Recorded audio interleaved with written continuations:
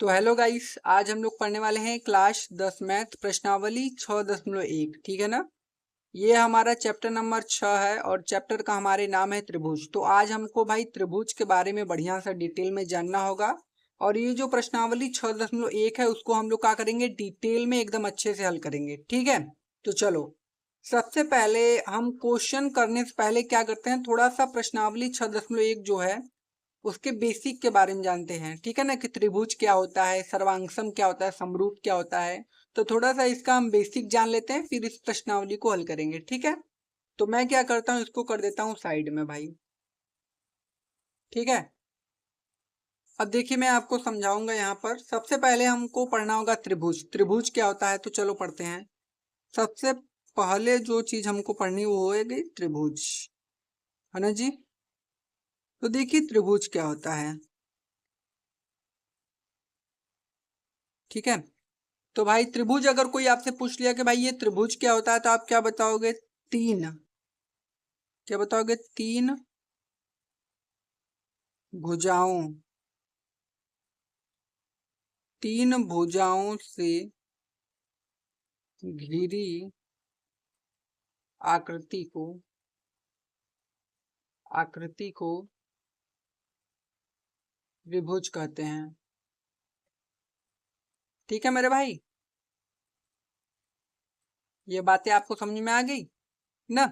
अब देखो, ये जैसे त्रिभुज है, ये हमने बनाया त्रिभुज। तो इसमें तीन भुजा है। कौन कौन? देखिए, यहाँ पर ये कोण का नाम है ABC। एक ये वाली भुजा है, एक ये वाली, एक ये वाली, तीन भुजा है ना। तो तीन भुजाओं से जो होता है हमारा त्रिभुज बनता है। ठीक है मेरे भाई, अब समझो। और इसमें जो तीनों कोण बनते हैं ना, इन तीनों कोणों का योग होता है 180 अंश। मतलब कोण A प्लस कोण B प्लस कोण C, ये तीनों मिला के कितना होता है? 180 अंश। ठीक है, इतनी चीजें समझ में आ गई। अब इतनी चीज तो आपको पता चल गई। अब इसमें सबसे जो मोस्ट इम्पोर्टेंट समझने वाली चीज है, जिसमें बच्चे जो होते हैं हमेशा कंफ्यूज रहते हैं, वो होता है एक समरूप होता है। एक क्या होता है? समरूप।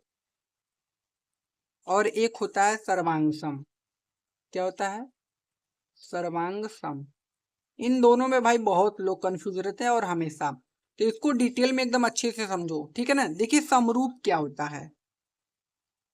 अगर कोई आपसे पूछे कि समरूप क्या होता है, तो देखो समरूप जो होता है ना वो दिखने में समान होता है, मतलब समान दिखता है, समान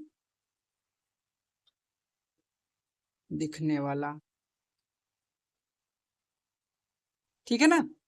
समरूप में क्या होगा कि जो वस्तुएं रहेंगी वो आपको एक समान दिखेंगी, उसमें साइज मैटर नहीं करता है। जैसे मान लीजिए ये कोई आपके पास वर्ग है छोटा सा, और यहाँ पर एक बड़ा सा वर्ग है, आपने देखा।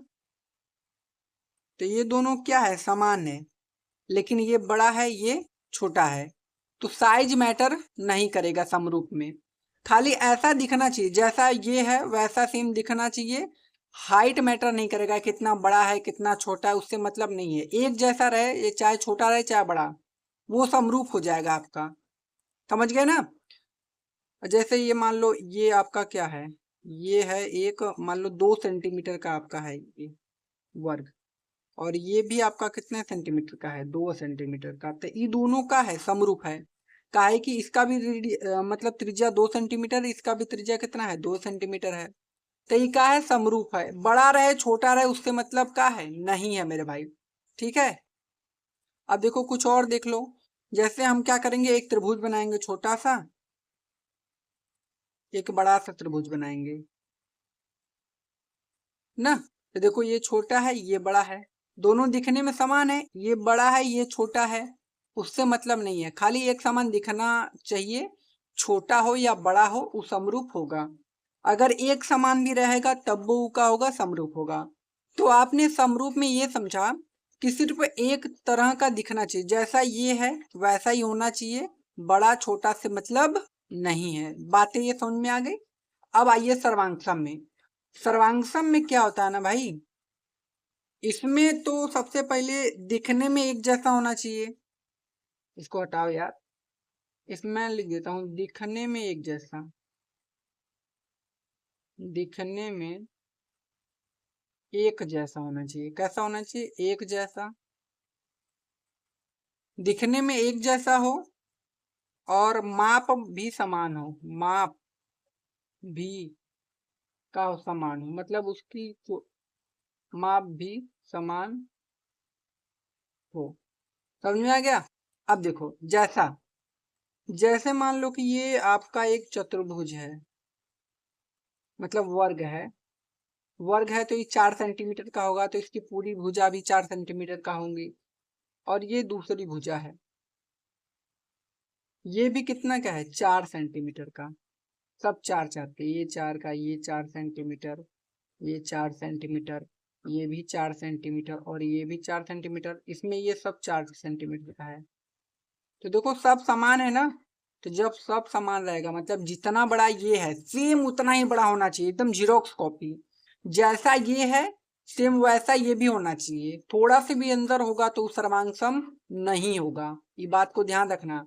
जैसा ये है सेम वैसा ही अगर ये रहेगा, हाइट में भी एकदम सेम वैसा ही होना चाहिए, ठीक है, जैसा एकदम डिट्टो मिलता कह सकते हो जीरोक्स कॉपी जैसे, जैसे ये है ना वैसे ये भी होना चाहिए, तब आपका वो क्या होगा? सर्वांग। बातें समझ में आ रही हैं?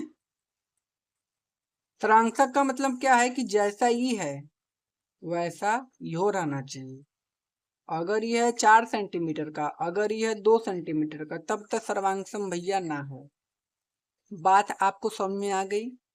समझ में आ गई। सर्वांशम का चिन्ह क्या होता है? देखो अगर ये इसके सर्वांशम है तो ये होता है सर्वांशम का चिन्ह ऐसे। अगर समरूप का चिन्ह बात किया जाए तो एक ऐसे लगाओ और 2 नीचे पाही, ये समरूप का चिन्ह है, ठीक है। अच्छा अब बताओ सर्वांगसम और समरूप में कौन भाई दिक्कत आपको नहीं होगा यार, मैंने बढ़िया से आपको समझाया है।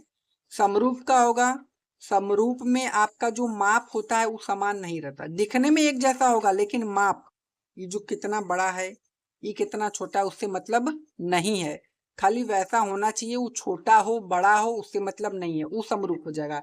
लेकिन उसमें क्या होता है भैया, ये जितना बड़ा है वो सही होना चाहिए, जैसा दिख रहा है वो सही हो दिखना चाहिए, मतलब एकदम डिट्टो, जैसा ये है वैसा ये, जीरोक्स कॉपी एक तरीके से कर सकते हो। तो इतनी बात क्लियर है, समरूप और सर्वांगसम हमने बढ़िया से एकदम समझ लिया, ठीक। अब हम आगे चलते हैं।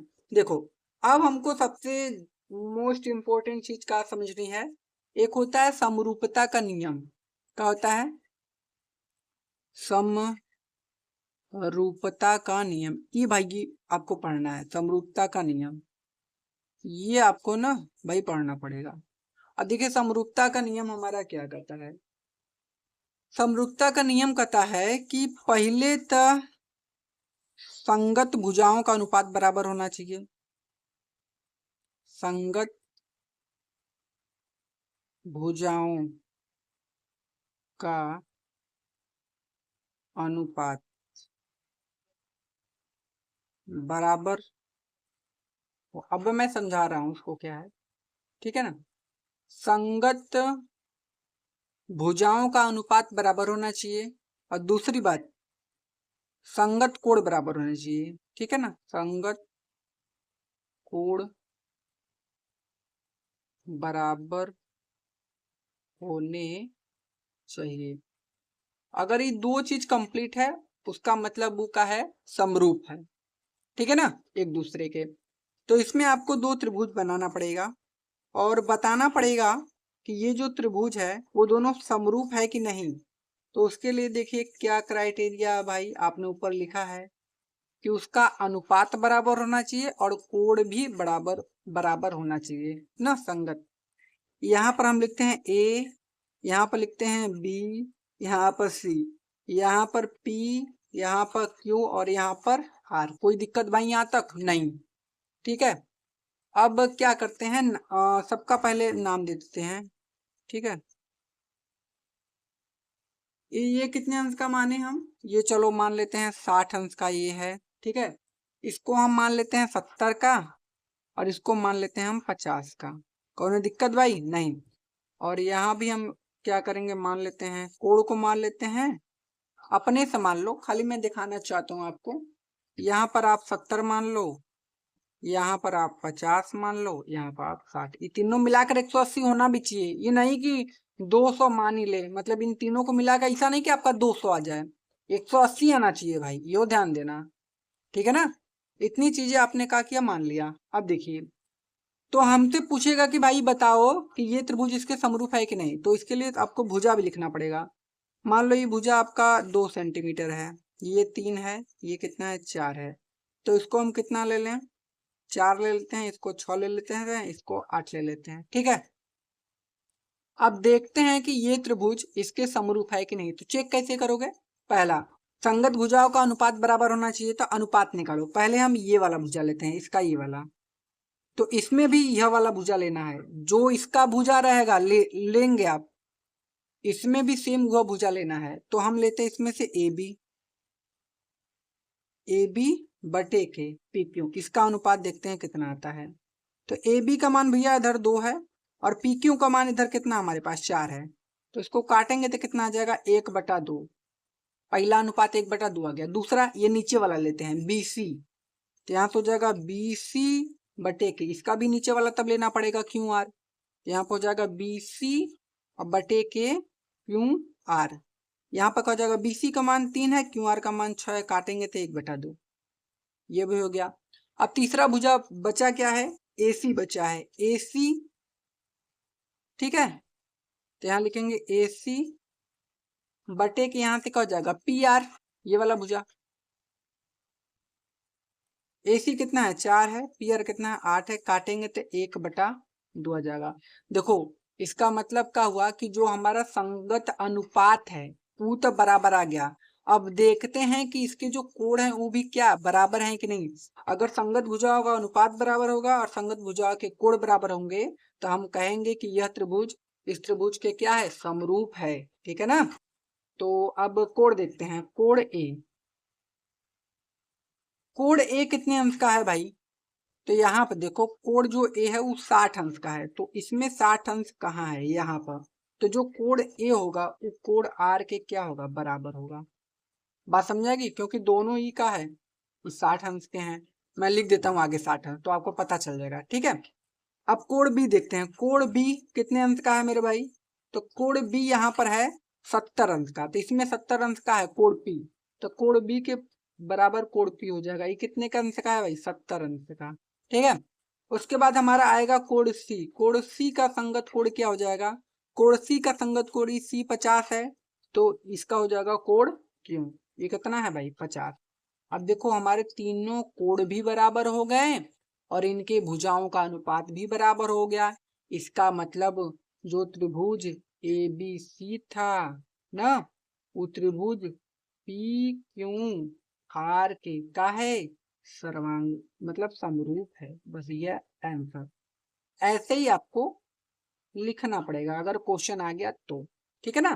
तो ये चीजें हम लोग समझ गए, बस इतना ही समझना था। अब हम चलेंगे अपने प्रश्नावली की तरफ और अपने क्वेश्चन को आराम से भाई करेंगे, क्योंकि हमने सारा कॉन्सेप्ट एकदम बढ़िया से पढ़ लिया। जो बच्चे यहाँ तक वीडियो देखेंगे भाई उनको तो पूरा समझ आएगा, जो बीच में छोड़ के जाएंगे ना उनका तो मुझे नहीं पता। तो चलो अब हम लोग स्टार्ट करते हैं अपने क्वेश्चन को, ठीक है। देखिए क्वेश्चन क्या बोला है कि सभी वृत्त होते हैं सर्वांगसम होते हैं कि समरूप होते हैं। चलो मैं बताता हूँ। तो मेरे भाई तुम ये बताना, जो सभी वृत्त होते हैं वो एक बराबर तो नहीं होते हैं ना, कोई छोटा होगा कोई बड़ा होगा। तो समरूप का होता है, समरूप का मतलब जैसा वो है वैसा ही होना चाहिए, लेकिन साइज मैटर नहीं करता है। सर्वांगसम में एक का बराबर होना चाहिए। तो सभी वृत्त एक का बराबर होते हैं, नहीं होते हैं सभी वृत्त एक का बराबर, छोट बड़ा होता है। इसका मतलब वो क्या हो जाएगा, समरूप हो जाएगा। कैसे, मैं अब दिखाता हूँ आपको। देखो अभी मान लो मैंने क्या किया, एक वृत्त ले लिया इतना छोटा सा, एक मैंने बड़ा सा वृत्त ले लिया, तो ये दोनों वृत्त हमारे क्या हो जाएंगे, समरूप होंगे ना। ये क्या हो जाएंगे, समरूप। क्यों, क्योंकि जितना बड़ा ये है उतना बड़ा ये नहीं है, लेकिन एक जैसा दिखने में लग रहा है। ये भी वृत्त है और ये भी वृत्त है। इसका मतलब ये क्या हो गया, हमारा समरूप हो जाएगा। तो जो पहला क्वेश्चन था वो हमारा क्या हो जाएगा, पहले में हम भरेंगे क्या, समरूप। तो आप उसमें समरूप भर दीजिएगा। कोई डाउट? ये हमारा पहला क्वेश्चन हो गया। दूसरा देखते हैं, दूसरा क्या बोला है उसको भी देख लेते हैं। दूसरा देखिए क्या बोला है, बोला है कि सभी वर्ग होते हैं समरूप या सर्वांग सम। तो सभी वर्ग क्या होते हैं मेरे भाई, सभी वर्ग जो होते हैं ना वो क्या होते हैं, हमारे समरूप होते हैं। देखो कैसे, एक मैंने छोटा सा वर्ग ले लिया और एक बड़ा सा वर्ग ले लिया, तो ये तो समरूप होगा ना भाई। आप कहोगे हाँ सर, ये क्या होगा, समरूप हो जाएगा। क्यों, ये बताने की आवश्यकता नहीं है, 50 बार बता चुका हूं, आपको बढ़िया सा आ भी गया होगा। ठीक है ना, कोई डाउट इसमें? ये क्या हमारा समरूप है। क्यों समरूप है भाई, क्योंकि देखने में एक जैसा है लेकिन ये इसका साइज बराबर नहीं होगा। अगर ये साइज बराबर हो जाता तो ये सर्वांगसम हो जाता। ठीक है,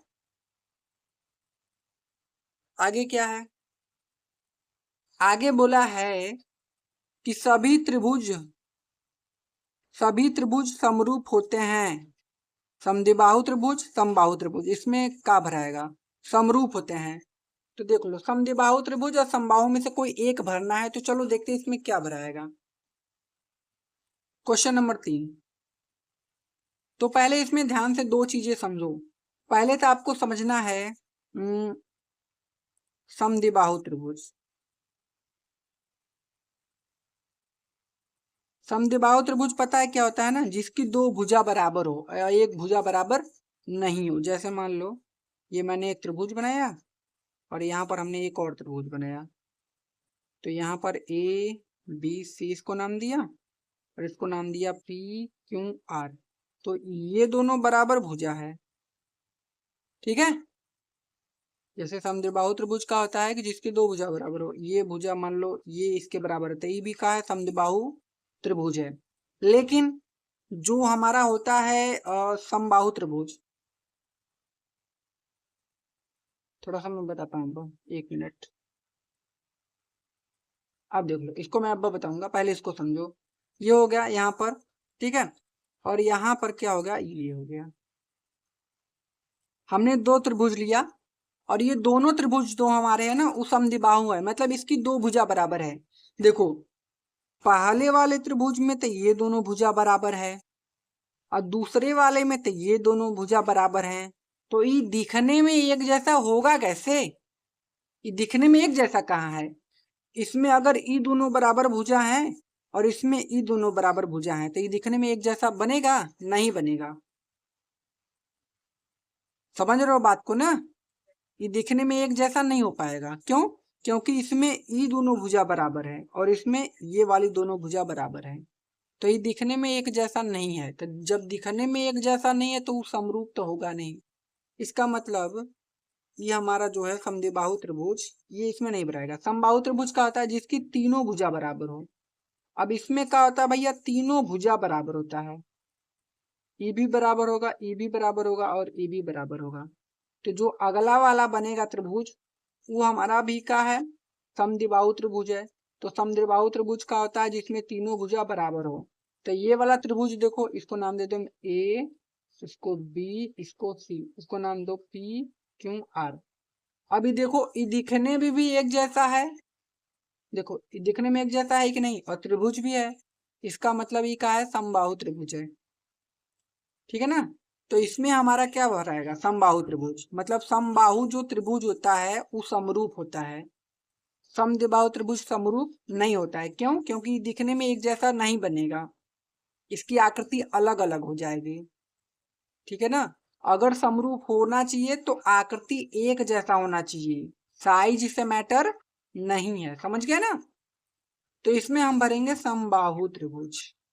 ठीक है ना, तो इसमें भर देना आप समबाहु त्रिभुज। देखो मैं एक एक चीज आपको बहुत बढ़िया से डिटेल में पढ़ा रहा हूँ भाई, तो वीडियो को लाइक कर दीजिएगा। अगर आप नए हो तो चैनल को सब्सक्राइब भी कर दीजिएगा। ठीक है भाई, गरीब आदमी का भला हो जाएगा यार। अगला अगला क्या होता है भाई, क्वेश्चन नंबर 4 में क्या बोला है कि भुजाओं की समान संख्या वाले दो बहुभुज समरूप होते हैं। तो समरूप कब होते हैं, जब उनके संगत कोण बराबर होते हैं। तो यहाँ पर भरना है बराबर, तथा उनकी संगत भुजाएं भी क्या होती है, समान अनुपात में होती है। मतलब यहाँ समानुपाती लिख दीजिएगा, यहाँ बराबर यहाँ समानुपाती। बात समझ में आ गई। मैं लिख देता हूँ आपको।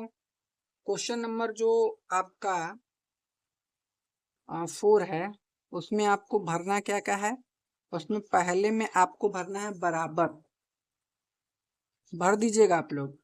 और दूसरे में आपको जो भरना है समानुपाती। समानुपाती का मतलब समान अनुपात में, ठीक है ना। इन दोनों को आप क्या कीजिएगा, भर दीजिएगा। अगला क्वेश्चन देखते हैं। अगला क्वेश्चन है क्वेश्चन नंबर 2, निम्नलिखित युग्मों के दो भिन्न भिन्न उदाहरण दीजिए। समरूप आकृति का दो उदाहरण, ऐसी आकृति जो समरूप नहीं है। तो बड़ा ही आसान है, चलो इसको भी हम लोग कर लेते हैं। तो सबसे पहले हम लोग क्या देखते हैं, सबसे पहले हम लोग देखेंगे क्वेश्चन नंबर 2। पहले देखेंगे समरूप आकृति का, समरूप आकृति। समरूप आकृति का दो उदाहरण, पहला एक त्रिभुज बना लो और इसे थोड़ा सा बड़ा बना लो। ये दोनों समरूप है भाई, दोनों का है समरूप है ना। दूसरा एक वर्ग बना लो ना, एक बड़ा सा बना लो। तो ये दोनों भी मतलब वर्ग मैं कर रहा हूँ, वृत्त बना लो यार। एक वृत्त यहाँ पर, एक वृत्त यहाँ पर। तो ये दोनों भी क्या है, समरूप है, क्योंकि एक बड़ा है एक छोटा है। ठीक है, समरूप आकृति ये हो गई ना। अब देखो ये समरूप कैसे है भाई, पता है ना कि जैसा देखो, जैसा ये वाला त्रिभुज है वैसा ये वाला है। छोटे बड़ा से मतलब नहीं होता समरूप में, जैसा ये है वैसा ही होना चाहिए, उसमें बड़ा छोटा से मतलब नहीं होता है। उसी प्रकार जैसा ये वृत्त है वैसा ये भी है, लेकिन ये छोटा है ये बड़ा है तो उससे मतलब ही नहीं है, बड़ा छोटे मतलब नहीं है, लेकिन जैसा है वैसा ये भी होना चाहिए। अब सर्वांशम में समरूप आकृति नहीं है, ऐसी आकृति जो समरूप नहीं है। अब दूसरा हमारा है ऐसी आकृति जो समरूप नहीं हो। ये हमारा दूसरा वाला क्वेश्चन होगा, इसका ये पहला वाला होगा। ठीक है ना। तो समरूप आकृति नहीं होना चाहिए, तो एक यहाँ पर त्रिभुज बना दो और एक यहाँ पर चतुर्भुज बना दो। अब ये दोनों मुझे बताओ समरूप है, ई जैसा है वैसा ई तो लौक रहा है तुमको, नहीं लौक रहा होगा भाई। जैसा ये है वैसा ये है, नहीं है, इसका मतलब ये समरूप नहीं है। समरूप बनाओ और बीचवा में से काट दो, हो गया काम। लेकिन दो ठे लेना था उदाहरण, एक ये ले लिया एक दूसरा ले लेता हूँ। एक बनाओ इसमें आयत और इधर एक बना दो वृत्त।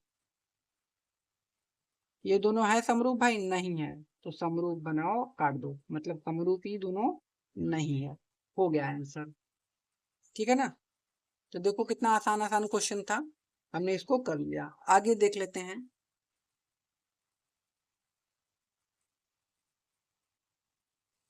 बताइए कि निम्नलिखित क्वेश्चन नंबर 3 अब हम हल करेंगे।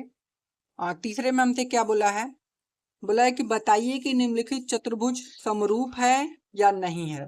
मतलब ये जो चतुर्भुज दिया है हमको बताना है समरूप है कि नहीं है। तो सबसे पहले मैं थोड़ा सा चित्र बना लेता हूँ फिर आपको समझाता हूँ। तो देखिए यहाँ पर भाई हमने चित्र बना दिया है और हमको ये बताना है कि ये आकृति समरूप है कि नहीं। तो समरूप हम लोग कैसे पता करते हैं, इनकी संगत भुजाओं का सबसे पहले अनुपात निकालेंगे। अगर वो बराबर आ जाएगा और इसके संगत कोण बराबर होंगे, संगत भुजाएं और संगत कोण बराबर होंगे, तो हम क्या कहेंगे कि ये समरूप है। ठीक है, तो चलो निकालो भाई। तो सबसे पहले ये भुजा को लेते हैं, यस पी को। यस पी बटे के इधर का भी तब ये भुजा लेना पड़ेगा dp। एसपी मतलब 1.5 है, 1.5 का मतलब 1.5, और ए डी ये डी ए है ना भाई, ए लेना पड़ेगा यार, पी नहीं है। और डी ए कितना है, 3 है। तो 1.5 से काटेंगे 3 को तो 2 बार में कटेगा, मतलब 1 बटा के 2 आ जाएगा। ठीक है, पहला। दूसरा लेते हैं पी क्यू, तो इधर का भी लेना पड़ेगा ए बी, तो यहाँ से हो जाएगा पी क्यू बटा के A B. P Q 1.5, A B 3 है, फिर काटेंगे तो 1/2 आ जाएगा ना। उसके बाद कौन सा भुजा लेते हैं, ये वाला, इसके बगल वाला क्यू आर, तो इधर का बी सी लेना पड़ेगा, इधर लोगे क्यू आर बटा के बी सी। क्यू आर 1.5 और जो बी सी है वो 3 है, काटोगे तो फिर 1/2 आ जाएगा। अब आगे क्या है, ये वाला लेना पड़ेगा, ये वाली भुजा, इसको यस आर, और यहाँ से हो जाएगा सी डी, या आर यस भी ले सकते हो, आपका जो मन करे। तो आर यस ऊपर वाला भुजा हो गया, और इधर का ऊपर वाला भुजा है सी डी। आर एस का मान 1.5, सी डी का मान 3, काटोगे तो 1/2। मतलब देखो सभी भुजाएं तो बराबर है हमारी, सभी भुजाएं बराबर हैं, लेकिन इसमें जो कोण है वो बराबर नहीं है। कैसे, देखो अगर कहीं भी ऐसा चिन्ह लगा हो तो ये समझ जाओगे कि वो चिन्ह मतलब वो 90 अंश है। मतलब जैसे यहाँ पर सभी जगह देख रहे हो ना, ये चिन्ह लगा है, मतलब ये सभी जो कोण है 90-90 के हैं। कोण ए 90 अंश, कोण बी 90 अंश, कोण सी 90 अंश, डी भी 90 अंश। लेकिन यहाँ पर कुछ नहीं लिखा है, मतलब ये 90 का नहीं है। 90 का नहीं है तो कुछ और होगा, तो कुछ और होगा तो बराबर कहाँ से होगा, बराबर नहीं हो पाएगा। क्योंकि अगर यहाँ पर कोड डी है तो ये 90 होना चाहिए, तो इसमें भी एक 90 होना चाहिए। इसका मतलब इसके जो कोड हैं वो बराबर नहीं हो पा रहे हैं ना।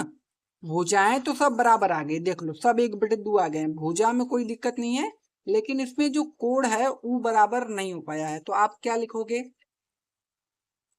लिखोगे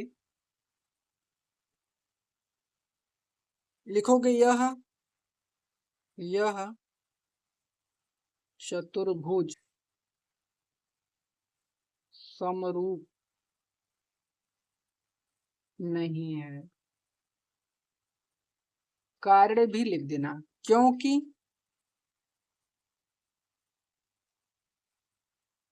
इसकी संगत भुजाओं का अनुपात तो बराबर है, लेकिन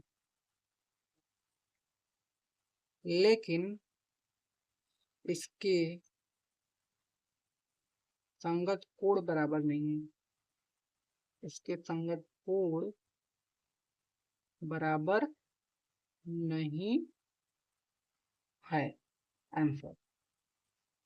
ठीक है भाई, तो ये जो प्रश्नावली थी हम लोगों की होती है खत्म। तो भाई वीडियो अच्छा लगे तो लाइक कर दीजिएगा, आप चैनल पर नए हो तो सब्सक्राइब कर दीजिएगा। मिलते हैं अगले वीडियो में, तब तक के लिए भाई धन्यवाद। ठीक है।